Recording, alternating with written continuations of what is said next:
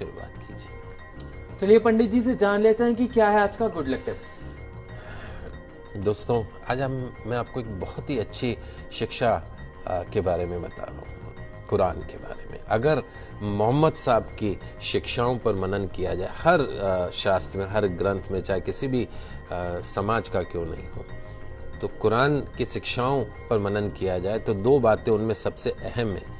पहली, मोहम्मद साहब की शिक्षाएं किसी भी एक देश या एक धर्म के लिए नहीं है, सबके लिए है।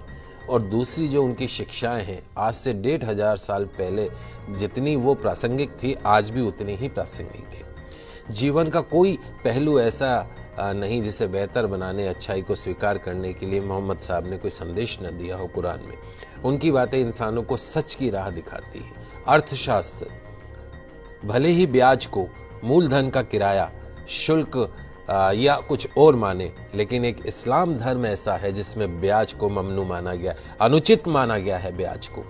इस्लाम के मुताबिक ब्याज एक ऐसी व्यवस्था है जो अमीर को और अमीर बनाती है और गरीब को और गरीब बनाती है। 10% पे लोग ब्याज पे पैसा लेते हैं। शोषण का एक जरिया है।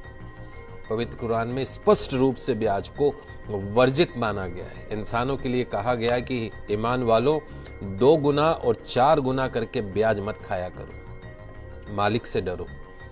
ब्याज खाने से बरकत खत्म हो जाती है, ब्याज की कमाई से बरकत खत्म होती है। इंसान के द्वारा किए गए पुण्य भी ब्याज की कमाई से खत्म हो जाते हैं। ध्यान रखें, ब्याज धन को कम करता है, लेकिन दान पुण्य से धन कभी भी कम नहीं होता है।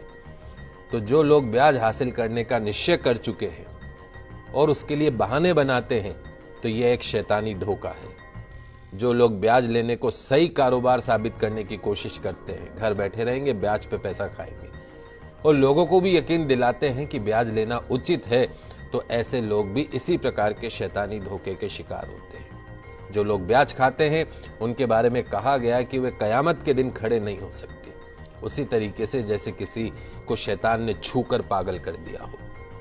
यह इसलिए क्योंकि वे कहा करते थे कि व्यापार भी तो ब्याज के समान ही है। अपनी बात को सही ठहराना। कुरान में व्यापार को वैध माना गया है, लेकिन ब्याज को पूरी तरीके से अवैध। कुरान में संदेश दिया गया है कि जो लोग इस हिदायत के बाद ब्याज लेना बंद कर देंगे, उनका जो मामला है वो हुजूर को सुपुर्द है। लेकिन तमाम जानकारी के बावजूद जो नहीं संभलेंगे, जिन्होंने ब्याज लेना जारी रखा, उसके लिए आगे नारकीय जीवन है और उसकी कोई मुक्ति नहीं है। तो मालिक से डरिए और जो कुछ भी ब्याज में शेष रह गया उसे छोड़ दीजिए। यदि तुम सच्चे दिल से ईमान रखते हो, न तुम खुद पे जुल्म करो, न तुम दूसरों के ऊपर जुल्म करो। अगर तुम्हारे पास बहुत ज़्यादा धन है तो ज़रूरतमंद लोगों को कर्ज दो। उन्हें वापसी के लिए इतना समय दो कि कर्जदार इंसान उसे आसानी से वापस लौटा सके। किसी वास्तविक और अवश्य जो संभावी जो मजबूरी होती है, उससे अगर तुम धन न लौटा सको तो उस पर सख्ती मत करो, उसका अपमान मत करो, उसे और समय दो। रोजी कमाने का गलत तरीका, गलत साधन, गलत रास्ता मत अपनाइए। मालिक से डरते हुए, उसकी नाफरमानी से बचते हुए सही जायज हलाल तरीके अपनाने, हराम रोटी के करीब भी मत जाइएगा। तो कुरान के शिक्षा को समझिए और ये ब्याज का जो काम करते हैं उसको बंद कर दीजिए। पंडित जी जानकारी देने के लिए